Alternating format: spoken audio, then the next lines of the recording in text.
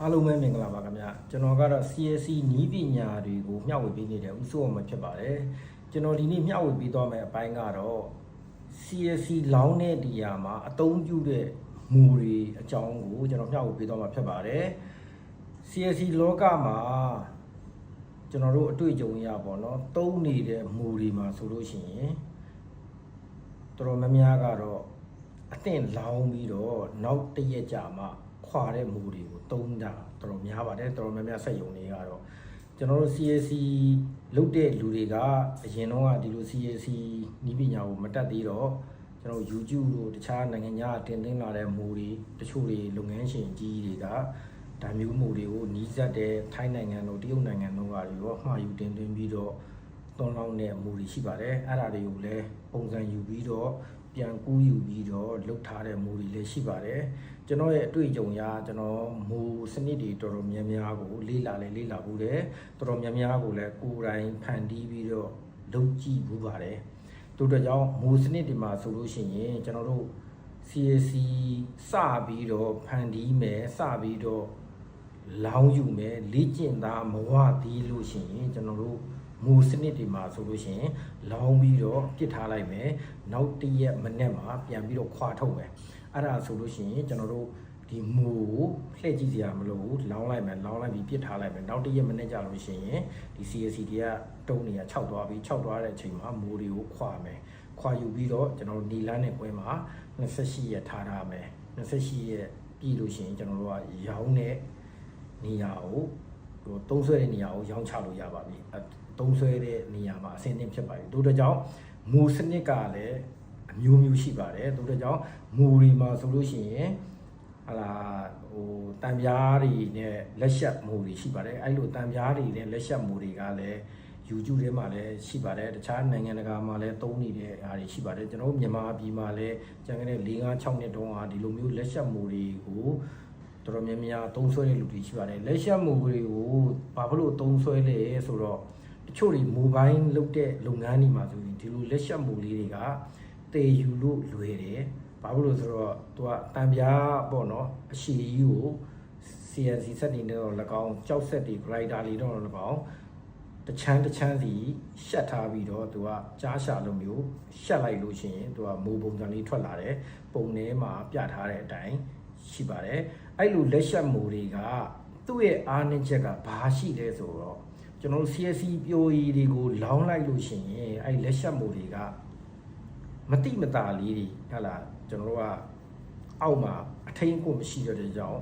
လက်ရှက်မိုးကဒီလို slide ထိုးလိုက်တယ်တံပြားရဲ့အရွယ်အဆောင်လေးတွေနဲ့မူတည်ပြီးတော့ကျင်တွေကြကြမှာလည်းကြမယ်အုတ်သားညီချင်မှလည်းညီမယ်အဲ့ဒါလေးကတော့အတိတ်ဆောင်ရှိတယ်နောက်တစ်ချက်ကလက်ရှက်မိုးတွေကလောင်းပြီးသွားလို့ရှိရင်သူကဖြုတ်ရတာနည်းနည်းခက်တယ်ထုရတယ်ရိုက်ရတယ်လှန့်ပြီးရတာပေါ့နော်နောက်ပြီးတော့ဆွဲထုတ်ဖို့လည်းခက်တယ်တချို့လက်ရှက်မိုးတွေကတစ်လုံးထဲကိုအရှိလိုက်ကြီးလုတ်ထားတဲ့လက်ရှက်မိုးတွေရှိတယ်အဲ့ဒါမျိုးတွေကတော့နည်းနည်းလေးဖြုတ်ရတာလွယ်တယ်တချို့လက်ရှက်မိုးတွေကနှလုံးသွဲတို့သုံးလုံးသွဲတို့လုတ်ထားရင်ပို့ပြီးတော့ဖြုတ်ရခက်တယ်ပုံထဲမှာမြင်တဲ့အတိုင်းပဲကျွန်တော်လုတ်ဖူးတဲ့လက်ရှက်မိုးတွေကဆိုလို့ရှိရင်တော်တော်လေးဖြုတ်ရခက်ပါတယ်တချို့လုပ်ငန်းတွေလုပ်ပြီးတော့ရပ်သွားတဲ့လူတွေရှိမှလည်းရှိပါတယ်တချို့ကျွန်တော်လေးလာဘူးတဲ့စက်ရုံတွေမှာဆိုရင်လက်ရှက်မိုးတွေနဲ့လုပ်ပြီးတော့လုပ်ငန်းရပ်သွားတဲ့အားတွေရှိပါတယ်အဲ့လိုအတွေ့အကြုံအရကျွန်တော်ကမေးကြည့်တယ်ဒီလိုလက်ရှက်မိုးတွေကဘယ်လိုနေထားရှိဆိုတော့ဖြုတ်ရခက်တယ်နောက်တော့ညီညာမှုပိုင်းမှာလည်းနည်းနည်းလေးမတိမတာလေးဟာ1 mili လောက်ဟို 0.5 လောက်စောင်းပြီးတော့ရွဲတဲ့အပိုင်းလေးရှိတယ်ပေါ့နော်အဲ့အတွက်ကြောင့်လက်ရှက်မိုးတွေလုံးမယ်ဆိုရင်ဂရိကတာလည်းနည်းနည်းများတယ်ဘယ်လိုများသလဲဆိုရင်ကျွန်တော်တို့ကလက်ရှက်မိုးတွေလောင်းတဲ့ချိန်မှာသူကကျမ်းမြေမို့ဟိုညီညာကျမ်းမြေမို့ကိုချလိုက်တယ်တချို့တွေကလည်းမညီမညာကျမ်းမြေမို့ကိုချလိုက်တယ်ညီညာတဲ့ကျမ်းမြေမို့ပဲချသည်ဖြစ်စေမညီညာတဲ့ကျမ်းမြေမို့ပဲချသည်ဖြစ်စေဒီလက်ရှက်မိုးတွေဘေးရတယ်ကျွန်တော်တို့ CSC ပျော်ရည်တွေကိုလောင်းလို့ရှိရင်အောက်ခြေအသားတွေရပြီး CSC ပျော်ရည်တွေကအပြင်ကိုထွက်ကုန်တယ်တွန်းကန်ပြီးတော့ထွက်တဲ့ကြောင့်ဒီလက်ရှက်မိုးတွေလောင်းမယ်ဆိုလို့ရှိရင်ကျွန်တော်တို့ကမိုးပတ်လည်မှာသဲတို့ရှုံလို့နဲ့ပုံပြီးတော့ဒီပျော်ရည်မထွက်အောင်လို့ကာပေးရတယ်အဲ့တော့ ကျွန်တော်တို့အဲ့မှာတစ်ချက်ကားတယ်အဲ့လက်ချက်မှုတွေကိုကျွန်တော်တို့ဟို CSC ပျော်ရည်တွေကိုမကတ်အောင်လို့ကျွန်တော်တို့ချောစီတွေတုတ်ရတယ်ဒီဇယ်တို့၎င်းအင်ဂျင်ဝိုင်တို့၎င်းမူမကတ်တဲ့မူတုတ်တဲ့စီတွေဆိုတော့တုတ်လင်းရတယ်အဲ့ဒီချိန်မှာသဲတွေနဲ့ထိမယ်မူတွေကိုပြန်ပြီးမယ်အဲ့လိုပေါ့နော်ဂရိကရာနည်းနည်းများတယ်အဲ့တော့ဟိုသူ့မူမယူအောင်လို့သဲတွေဘေးနားမှာအုံပေးရတယ်ပြီးလို့ရှိရင်ကျွန်တော်တို့ကဒီလက်ချက်မှုတွေကိုအပေါက်ထိတ်တွေမှာဂျိတ်ကြီးနဲ့ဆွဲထုတ်ဖို့အပေါက်တွေပါတယ်အဲ့နေရာတွေမှာတန်ကြီးတွေနဲ့ချိတ်ပြီးတော့တူလေးတွေနဲ့ခောက်ပြီးတော့ဆွဲထုတ်ရတယ်အဲ့တော့အဲ့ဒီနေရာမှာလည်းခက်ခဲပါတယ်ဘာလို့ဆိုတော့တော်တော်အင်အားလေးသုံးပြီးတော့ထုတ်ရတယ်အဲ့တော့ထွက်လာတဲ့အုပ်တွေကလည်းအနားတွေထိခိုက်ပြီးတော့ပဲ့တဲ့အတွက်ကြောင့်အုပ်သားတွေလည်းမလှဘူးအဲ့ဒါအနားလေးတွေဟိုပဲဒီဘက်ထိတ်ကလေးတွေဟိုပဲဒီဘက်ဆိုရင်ကျွန်တော်တို့ရောင်းတန်းအုပ်တွေမှာဆိုလို့ရှိရင်လက်ချက်မှုနဲ့ရောင်းတဲ့အုပ်တွေကအမြင်မလှဘူးပေါ့နော်ဝယ်သူသုံးဆွဲတယ်လို့တိတ်မကြိုက်ဘူးအဲ့ဒါကြောင်းမလို့အခုနောက်ပိုင်းဆိုရင်လက်ချက်မှုတွေနဲ့ထုတ်တဲ့လူတွေနည်းနည်းနဲပါတယ်တိတ်မရှိတဲ့လောက်ပဲပေါ့နော်တချို့တွေတော့တချို့နယ်ဒေသတွေမှာမရှိတော့လဲလက်ချက်မှုတွေသုံးကြတာပေါ့တချို့လူတွေကလည်းဟိုအထက်မြင့်အဆောက်အဦတွေစောက်တဲ့လူတွေဆိုလို့ရင်ဒီလိုလက်ချက်မှုလေးတွေကတန်ပြားတွေပဲအချက်လိုက်တည်ယူလို့ရတော့အဆင်ပြေတယ်အဲ့ဒါမျိုးတွေဆိုလဲသူတို့သုံးကြတယ်ဥပမာဗျာအထက်မြင့်နေမှာလုတ်တယ်ဆိုလို့ရှိရင်တို့ကအုပ်တွေကိုမတည်တော့ဘူးဒီလက်ချက်မှုအချက်ကလေးတွေပဲတည်သွားတယ်အပေါ်မှာပဲဓာတ်ရိုက်လောင်းတယ်လောင်းပြီးတော့ကိုအုပ်စီမဲ့နေရာမှာဒီအုပ်ကိုလောင်းတယ်လက်ချက်မှုနဲ့လောင်းတယ်လောင်းပြီးလို့ရှိရင်အုပ်ကိုဆွဲထုတ်တယ်အဲ့လက်ချက်မှုကိုပြန်ခောက်သိမ်းပြီးတော့နောက်တစ်ထပ်ကိုပြန်ရွှေ့သွားတယ်အဲ့အတွက်ကြောင့်လက်ချက်မှုကတော့မိုဘိုင်းစနစ်တွေလောင်းတဲ့လူတွေအတွက်တော်လေးအဆင်ပြေတယ်ဒါပေမဲ့လက်ချက်မှုကဘာဖြစ်လဲဆိုတော့ကျွန်တော်တို့လောင်းပြီးသွားတဲ့အချိန်ကျရင်ပြန်ထုတ်တဲ့အချိန်ကျရင်နည်းနည်းခက်ခဲတယ်နံပါတ်1တစ်ချက်နံပါတ်2တစ်ချက်ကကြတော့အုပ်အသားမလှဘူးထိတ်တွေဟိုပဲ့ဒီပဲ့နဲ့ပုံပဲ့တယ်နောက်တစ်ချက်ကညီညာမှုနည်းနည်းလေးလိုတယ်ဟို 0.5 လောက်တော့၎င်း1 mili လောက်တော့၎င်းနည်းနည်းရွက်တာစောင်းတာလေးတွေရှိတယ်မတိမတာလေးတွေရွက်စောင်းတယ်အဲ့တော့အုပ်စီရဲ့နေရာမှာရေချိန်ကြဖို့နည်းနည်းလေးစီတဲ့လူကနည်းနည်းဒုက္ခရောက်တော့ဗောနော်အဲ့လက်ချက်မှုနဲ့ထုတ်တဲ့အုပ်တွေကနောက်တစ်ချက်ကကြတော့ပြီးသွားလို့နောက်တစ်ချိန်လောင်းဖို့အတွက်ကြာလို့ရှိရင်အဲ့လက်ချက်မှုတွေတန်ရှင်းရေးလုပ်ရတာရမ်းခက်ခဲတယ်ဘာဖြစ်လို့တန်ရှင်းရေးလုပ်ရတာရမ်းခက်ခဲလဲဆိုတော့ကျွန်တော်တို့တုတ်လိမ့်ထားတဲ့စီရီကသဲတွေပြီးမယ်အဲ့ကိုတန်ရှင်းရေးပြန်လုပ်မယ်တခါလက်ချက်မှုကိုပြန်ဆင်ရမယ်ဆိုရင်အချိန်အရန်ယူရတယ်အခုနောက်ပိုင်းတော့လက်ချက်မှုတွေသုံးဆွဲတဲ့ဟာတွေကနည်းနည်းလေးရှားပါသွားပြီတော်တော်များများကတော့လွှားနဲ့လီးတဲ့ style ရယ်ကျွန်တော်တို့ factory မူလို့ခေါ်တဲ့အသင့်လောင်းတဲ့ style ရယ်သုံးကြတယ်ဒါကတော့လက်ချက်မှုအကြောင်းလေးကိုကျွန်တော်ရှင်းပြတာပါဟိုကျွန်တော်တို့သုံးဆွဲတဲ့လူတွေလည်းကိုကြိုက်ရာကိုရွေးချယ်ပြီးတော့သုံးဆွဲလို့ရပါတယ်ကျွန်တော်ရဲ့အတွေ့အကြုံအရလက်ချက်မှုတွေကထုတ်ရတာခက်ခဲတယ်နံပါတ်1တစ်ချက်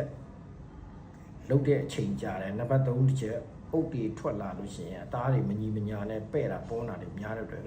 ကျွန်တော်ကတော့မသုံးပါဘူးအရင်လုံးကလက်ချက်မှုတွေကျွန်တော်တော်တော်များများသုံးမှုပါတယ်နောက်ပြီးတော့လက်ချက်မှုတွေမှာလည်း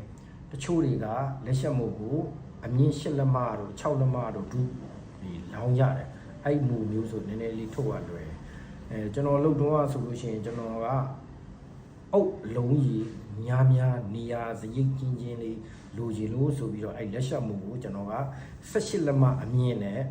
ကျွန်တော်လောင်းလိုက်တယ်18လက်မအမြင့်လက်ချက်မှုလုပ်လိုက်တယ်18လက်မအမြင့်လက်ချက်မှုလုပ်လိုက်တော့ဘယ်လိုဖြစ်လဲဆိုတော့အုပ်ကိုကျွန်တော်ကအမြင့်တိုင်းလောင်းလိုက်တော့နေရာကတော့ကျင်းသွားတာပေါ့နော်အုပ်လုံးကြီးအများကြီးထွက်တယ်ပုံထဲမှာပြထားတဲ့နမူနာအတိုင်းပေါ့နော်ကျွန်တော်ပုံထဲမှာလည်းပြထားပါတယ်တချို့အရင်တော့လုတ်တဲ့ပုံလေးတွေနဲ့ဗီဒီယိုလေးတွေလည်းတင်ပြထားတာရှိပါတယ်အဲ့မှာဘာဖြစ်လဲဆိုတော့အဲ့လက်ချက်မှုကိုကျွန်တော်ကအမြင့်18လက်မကိုလောင်းထည့်လိုက်တယ်လောင်းထည့်လိုက်တဲ့အချိန်မှာဒီ CSC ပြိုရေးထဲမှာသဲတွေပါတယ်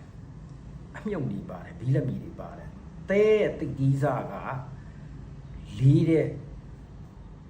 အပိုင်းမှာရှိတဲ့အတွက်ကြောင့်မတိမတာလေးဒီသေးလေးတွေအောက်ကိုထိုင်သွားတယ်အဲ့တော့ပေါ့တဲ့အရာတွေအပေါ်ကိုတက်တယ်လေးတဲ့အရာတွေအောက်ကိုကျသွားတယ်အဲ့တော့ကျွန်တော်တို့လက်ချက်မူတွေကိုထောင်ပြီးတော့ဟာလာအမြင့်18လက်မပြင်ကိုလောင်းမယ်ဆိုလို့ရှိရင်ထွက်လာတဲ့အုပ်တွေက18လက်မအပိုင်းမှာဆိုအောက်ပိုင်းကနည်းနည်းလေးလေးနေတယ်အပေါ်ပိုင်းကနည်းနည်းလေးပေါ့ဒီဟာဘာဖြစ်လို့လဲဆိုတော့ သဲတွေကအောက်ကိုလီးတဲ့ဘက်ကိုထိုင်သွားတယ်အမြုပ်နေအပေါ်ရောက်လာတဲ့အတွက်ကြောင့်အုတ်အသားကတစ်ဖက်နဲ့တစ်ဖက်မညီမညာတွေဖြစ်တယ်တို့တို့ကြောင့်လက်ရှက်မှုတွေလုံးမယ်ဆိုလို့ရှိရင်ရှစ်လက်မအထူကိုအမြင့်လောက်ပဲလုတ်တာပိုကောင်းပါတယ်ဖြုတ်ရလဲပိုလွယ်တယ်ခုနကလို18လက်မအထူဆိုလို့ရှိရင်ကျွန်တော်တို့ဖြုတ်ရတာတော်တော်လေးခက်ခဲပါတယ်